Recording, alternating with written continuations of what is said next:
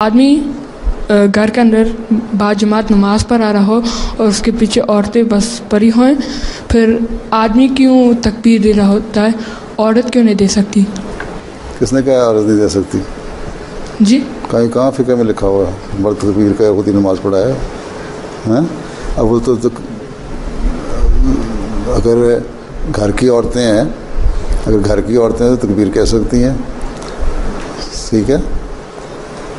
तकबीर के लिए इतनी शर्त तो नहीं है हुकुम फुकहा हैं, औरत भी कह सकती है। तो किस हदीस से इन्होंने निकाला है इसको मुझे निकाल के दिखाएं ना। कि मेरे नज़दीक तो कोई हर्ज नहीं है। मैं दुआ के लिए दरख्वास्त करना चाहता था, मेरे आबाद हो रहे हैं जलसे के दौरान, इसके लिए भी बस दुआ करना चाहता था। अच्छा, तुमने किस किताब में पढ़ा है ये? तकबीर का किस किताब में पढ़ा है, किसने बताया? मैं भूल गया।